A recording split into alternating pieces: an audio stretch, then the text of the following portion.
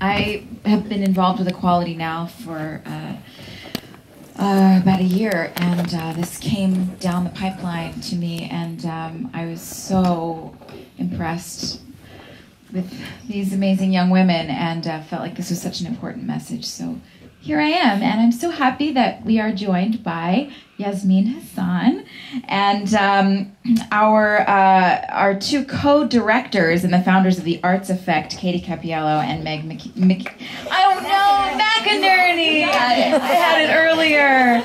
And we're also joined by the members of the Arts Effect all-girl theater company, Winnie, Danielle, Casey, Vicky, Claire, Eliza, Alice, Willa, Marcella, Amari, and Samia. Thank you all. So the first thing that we need to talk about, just so that we're all on the same page, there's some statistics that everyone needs to understand and before we keep going. And the first thing is just the definition of rape.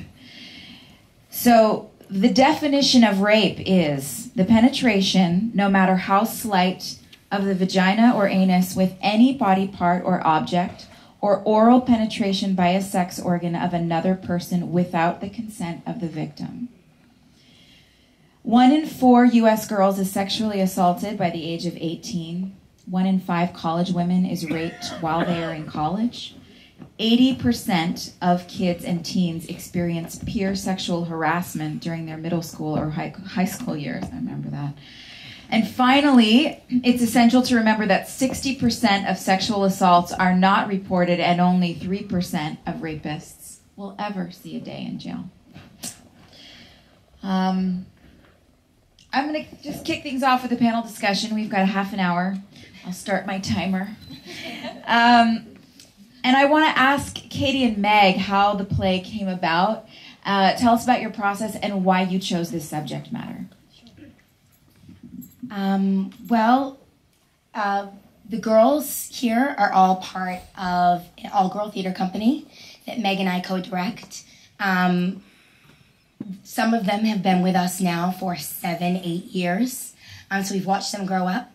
And every year, they come to us with things that are going on in their lives. And whatever is going on in their lives, we create theater out of it. We don't censor them. Whatever they want to talk about, they get to talk about. And they come for 3 hours a week, all year long. And we brainstorm, we talk, we debate, and we discuss. And as subject matter starts to come up, we throw the girls up on stage, they improvise, and I'll bring in my computer, Meg and I will start to direct, and we just write. That's so cool. Yeah, so it's we think so too. It's really fun. Yeah, we have a great job, and we get to hang out with, we get teary-eyed when we say it, but the greatest girls ever, and we really love what we do, so we're really proud of them. But they can probably tell you a little bit about how this particular play came about. I'd love to hear it. Winnie, go ahead. Yeah, I mean, as you said before, I think when we used to have these sort of debates and discussions, which eventually turned into improvisations, which eventually turned into scenes, when we first started and it was just a lot of dialogue and talking, we realized that the idea of slut was coming up a lot, and slut shaming, and we all are in high school, so I mean, it was really relevant, and I think we could talk about it for hours and hours and hours and days and days and days. And like when you can talk about one word for, weeks and weeks, it's probably an important word. So we were like, okay, no one's talking about this and no one's addressing this, and it matters to all of us so much. So we need to use theater, which is such a powerful tool, to sort of express it and present a reality. And that's how I think the play was born. And we want to say, too, that all the stories that you heard in the play are actually based off of the conversations that we had in class. So either real stories from the girls here themselves or their friends or their peers in their schools. So we're really honored to be able to tackle this subject matter, and we really tried to do it justice. This was over a 1.5-year process for us to create this play. And we were so excited. One of the goals of our show is really to give voice to these girls and to victims who are so often silenced or don't have the opportunity to come forward. And as Winnie said, we just love theater because it's an incredible tool to be able to give voice to these girls who we often don't hear from. That's great. I have a question for you, Yasmin. Also, we're going to open this up to audience questions. So think about if you have any questions for these girls.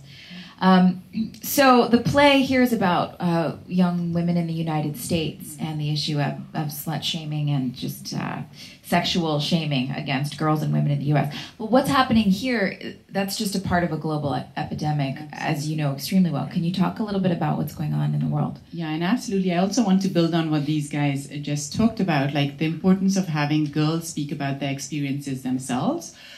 We are part of, we do this work all around the world, and adolescent girls has been the missing piece in both international and national policy, right? So when you make laws and policies, which is what we do, and we help grassroots groups, those laws have to address situations that the people impacted by those situations identify themselves. And nobody really, lawmakers don't talk to adolescent girls, right? They will talk to women's rights group. A lot of times with children's rights, you talk to children's rights. Adolescent girls is the missing piece. Why don't they talk to them? Because it's interesting because they are advocates for children, and children don't get to talk for themselves, right? Mm-hmm. And then women's rights group, we've done a great job in the last 20 years. Women get to speak for themselves and influence policy. But girls, nobody, it's only very recently in the last 4 or 5 years that piece has been identified as a key part of both national and international policy, right? So when we started the Adolescent Girls Legal Defense Fund, which about 5-6 years ago, and we started taking these cases of violations of rights, what we heard all the time is that these girls were being talked down to, right? They were experiencing something, and then people would tell them, you must behave like this, the social worker or whether the court, right? And their reality was different. And we were like, no, you have to give voice to these girls and see what they're experiencing and what justice to them looks like and what their lives. So, for example, child marriage in Yemen, we started listening and really hearing, teacher rape in Zambia, sex tourism in Brazil, really listening to what the girls experienced and what their reality was. Because I think it's really, really important to use that to actually influence policy. Next year, at the UN, for example, we are having it's the 20th anniversary of the Beijing Conference, which was basically the Bible of Women's Rights Beijing Platform for Action. It's also the end of the Millennium Development Goals. So there is a whole movement to do something more, and adolescent girls are going to be a huge piece of it. That's why the work these guys do with these girls is so amazing, and we are trying to work with groups all over who are working with girls. What is the reaction of your peers, and not just the girls, but the guys your age and their parents? What's the reaction to this?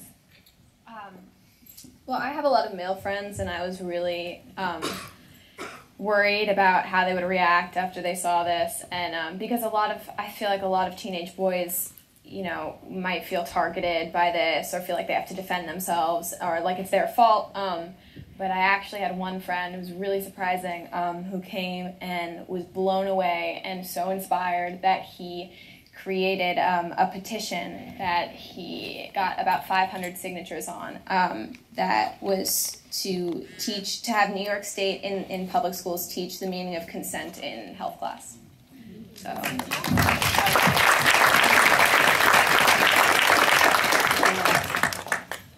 Well, we actually kind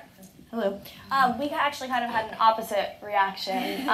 As a result of this play, Claire and I go to the same school, and we started a club, basically the Women's Empowerment Coalition, so a facet of this.